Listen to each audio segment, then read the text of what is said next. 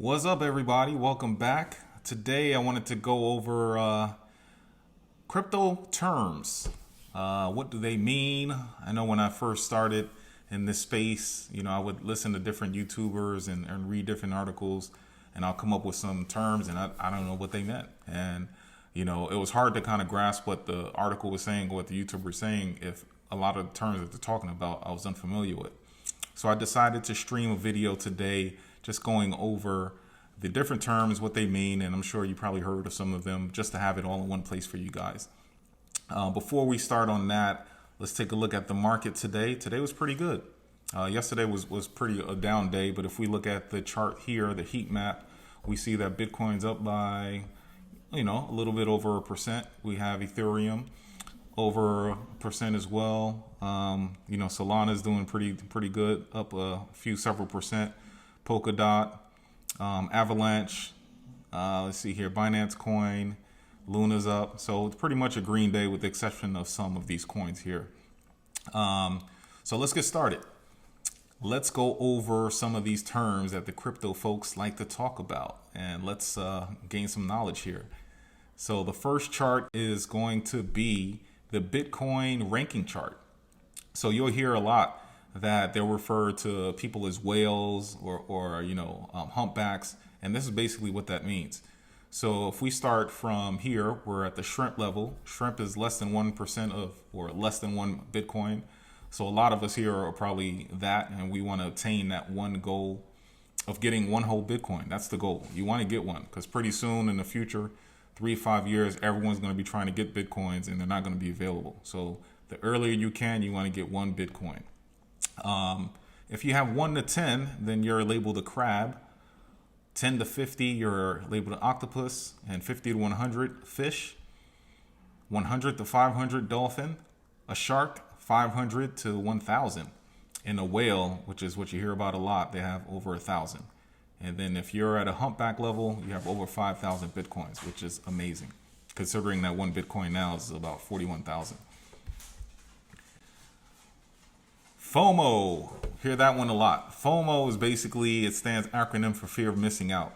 So basically, price going up, it could be crypto, it could be a stock, but the price keeps going up. You hear about it in news headlines, and people just like, man, I need to get in before it goes even higher. And you think it's going to go higher.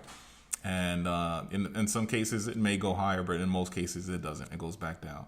So that just stands for fear of missing out. FUD is basically an acronym for fear, uncertainty, and doubt. And that's just, your negative headlines. Sometimes it could be about, right now it's, we have the war in Ukraine, and some people or news outlets may say because of that, it's dampening the market, it's dampening maybe the crypto market. You have, if you have a country coming out against cryptocurrency, that's considered FUD. So any negative news that can have a negative impact on a space, that's what's considered FUD. Dapps. Dapps are basically decentralized applications or decentralized applications or apps, and that's basically what runs on top of these layer one blockchains. So you have the applications that run on top of Ethereum or Solana or Cardano. They're decentralized, meaning they're not controlled by one party. DeFi, decentralized finance. Again, these are some of the projects that run on top of the layer ones, your Ethereums and your Solana. And these are the type of decentralized finance apps where they give you high interest rates. Like I mentioned before in my other stream, right now the interest rate at your regular banks are about 0.15. Whereas some of these apps here, if you put a stable coin or one of their native coins into the project, you can earn 8%, 8%, 15%, some as high as 20 plus. And that the banks can't compete with that. And that's why you may see some banks, when we go back up here to FUD, they may, have some spokesmen come out and say something about how bad crypto is, because they know that their days are numbered. The banks, the days are numbered, because these decentralized finance DeFi applications are pretty big. And not a lot of people know about it. We're still young in this space. KYC stands for Know Your Customer or Client. It's basically the process of identifying that you are who you say you are. So if you want to open an account, let's say with Coinbase, they perform KYC. So they're going to ask you for picture of your driver's license, and then maybe your email address or phone number to send you a text, just to make sure you are who you say you are. Peer-to-peer is basically the centralized platform where two individuals interact with each other without a third party being involved. So basically, a peer-to-peer could be, if I have half a Bitcoin and I want to send it directly to you, that's peer-to-peer. There's no one else, besides the blockchain supervising everything. There's no one else interjecting in that transaction. So that's what peer-to-peer means. Next, we have play to earn, P2E. And that's basically some games that are largely in the crypto space where you play, and as you play, you can earn money. That's unheard of. I could have been a millionaire doing this as a teenager. This is all I did. But it's mainly in the crypto space, and it's starting to take off. There are some major game companies getting involved with this. So I know that EA and a lot of these other game developers are looking into this, because one of the biggest ones during the last bull run this past summer was Axie Infinity. And over in South Korea, you have just these offices and factories of these kids playing this, and some of them are making more than their parents just playing this game.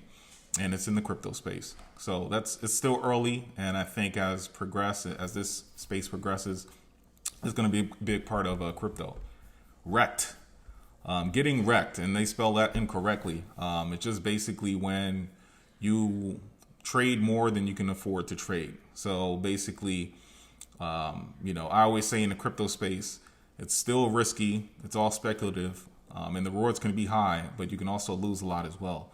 So being wrecked is basically you take out a loan, money you don't have, in order to invest in something, and then that investment turns out bad for you. Then you're financially ruined.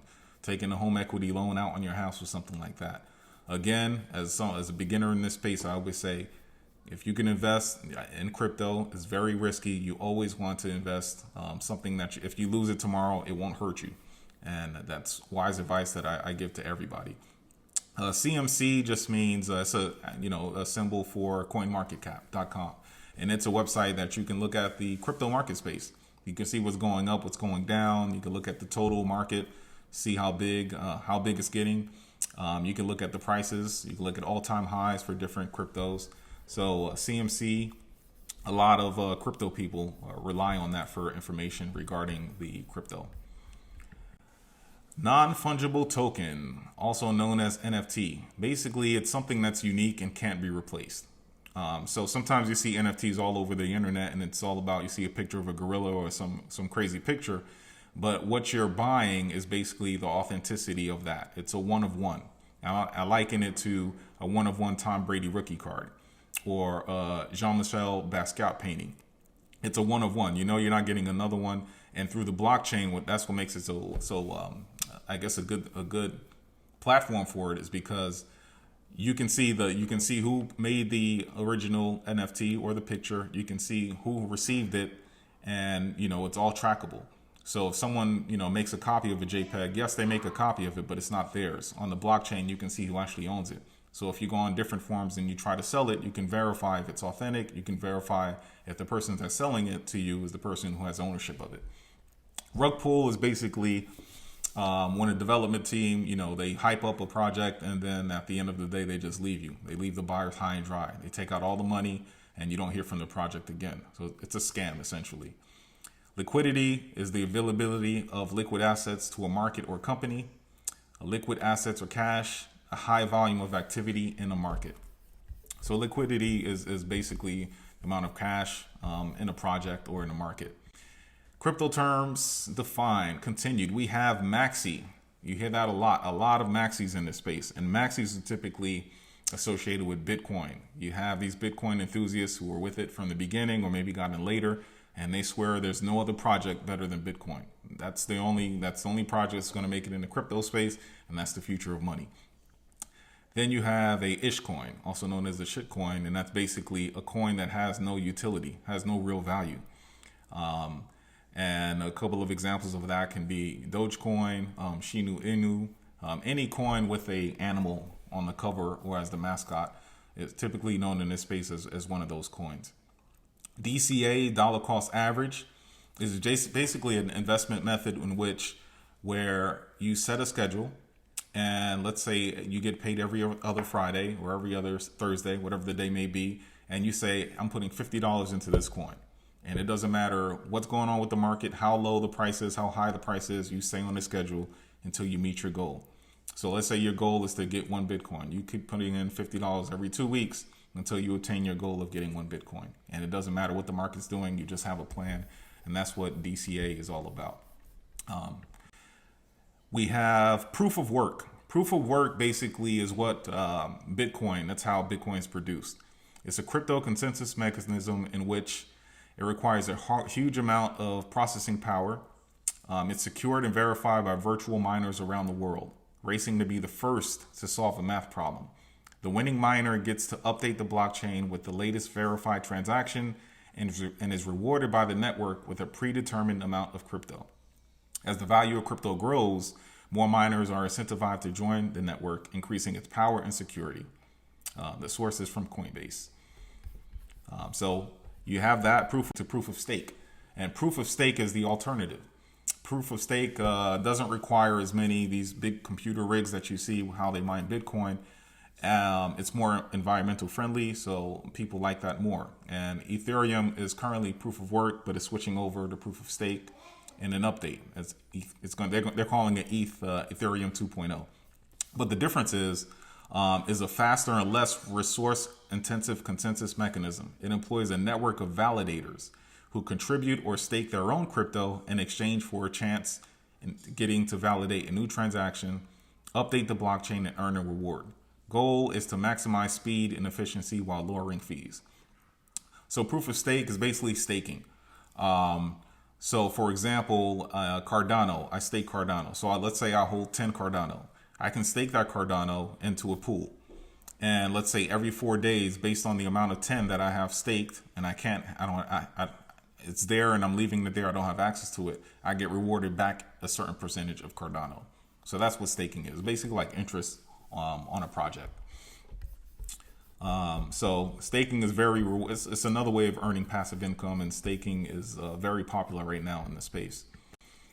Hash rate. Hash rate is the measure of the computational power per second used when mining. In simple terms, it is the speed in which people mine. The Bitcoin hash rate refers to the amount of computing and processing power being contributed through the network through mining. DAO is an acronym, and it stands for Decentralized Autonomous Organizations. These organizations are for crypto enthusiasts that operate under a shared goal, and they give each member equal say in making decisions. And staking, we already talked about that. There are a couple of others that I didn't list. I want to talk about Hodl, which is HODL, and that's basically you having a long-term investor mindset. And basically, no matter what the market's doing, you believe in a project, you've done your research, and you're just holding throughout everything. And you'll just, the coin can go down 50% and you're just still holding it because you believe in the project. So holding is just long-term investor mindset. Next is diamond hands. Diamond hands is the same as hodling. This is basically you have a project, you believe in it, you don't care what the project's doing as far as the fluctuation in price, you're just holding on. That's what diamond hands is. And then you have paper hands, which is the opposite. Paper hands basically, maybe you're borrowing against your home equity or something like that, and you're taking loan or money you don't have. And if anything happens, you get shook out and you get scared and you just leave the project. So that's basically that's what that is. So hopefully this helped. I know that a lot of these terms when I first started were head scratchers for me. I'm going to continue to put out content like this. And it's mainly for the beginners, the new people in the space that have so many questions, don't know where to turn. Hopefully I can help you out with some of the information that I'm providing here in my streams. So if you like the content, please hit the like button. Don't forget to subscribe, and I'll promise to continue making some good information, good videos for you guys. Later.